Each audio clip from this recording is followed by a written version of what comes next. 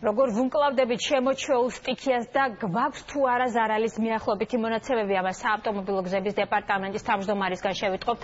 ვაჟა ფანჩულიძე გვერდდება ახლა პირდაპირ ეთერში. საღამოშიდობისა ბატონო ვაჟა. ძალიან დიდი მადლობა რომ მონაწილეობთ გადაცემაში.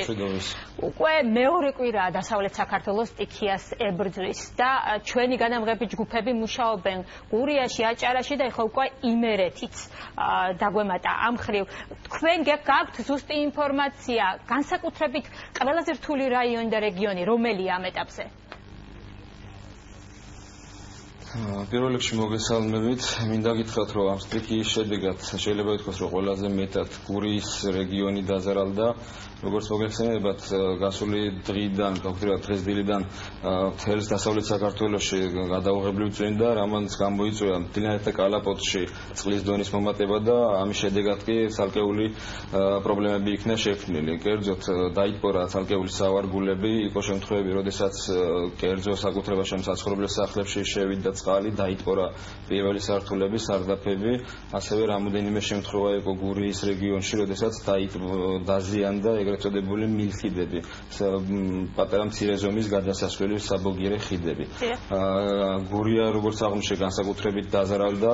აქ როგორც წინა ერთი კვირის წინანდელ მომხდარ სტიქიის დროს დაზარალდა შემოქმედისკენ მიმავალი გზა, ასევე ნაპირსამაგრი დაზიანდა ნაპირსამაგრი დამბა, რომელსაც დარღვეული იქნა და გადმოვარდა მდინარე ბჟუჟა არსებული კალაპოტიდან და მან შეძლო დაეზიანებინა შიდა სახელმწიფოებრივი მნიშვნელობის გზა.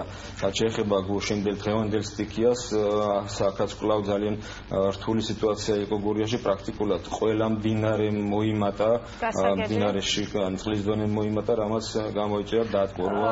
კი ბატონო, ეხლა თქვენ ახსენეთ, რომ საავტომობილო გზა დაზიანდა, ამიტომ მოდით უშუალოდ თქვენი სფერო, რადგანაც არის საავტომობილო დეპარტამენტი.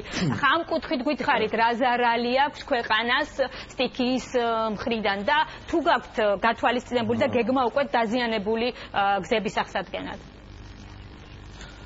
რა თქმა უნდა, ჩვენ უკვე შესწავლილი გვყავს ის დაზიანებული უბნები, რომელიც შედის როგორც საავტომობილო გზების დეპარტამენტის ბალანსი, ასევე ადგილობრივი მუნიციპალიტეტის ბალანსებზე.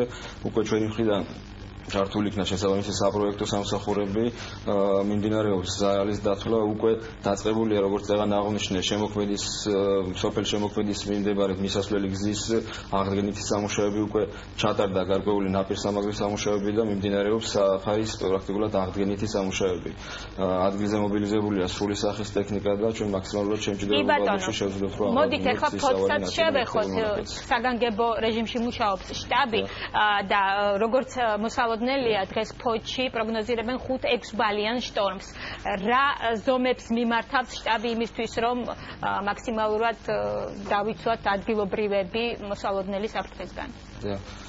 მინდა მოსახლეობას ვუცხო, მსგავსი ბალიანობა, სიმძლავრე შტორმისა გუშინ ღამეს დაფიქსირდა, დღეს გამთენიასაც დაფიქსირდა ფოთის მიდამოებში, თუმცა ჩვენ როგორც ვიცით, რომ უკვე შექმნილი იყო საგანგებო შტაბები გუბერნიის დონეზე, ასევე ადგილზე მუნიციპალიტეტების დონეზე, სრულად იქნა მობილიზებული ყველა როგორც ადამიანური, ასევე ტექნიკური რესურსი დაწყებული მძიმე ტექნიკიდან დასრულებული, როგორც სამაშველო საგანგებო სიტუაციების და სასწრაფო დახმარების ბრიგადებით, მიმდინარეობდა უშუალოდ ზღვის შავ ზღვაში შენაკადი მდინარეების კალაპოტების დაწმინდა, რათა თავიდან აგვეცილებინა წყლის ნაკადის უკან შემობრუნება.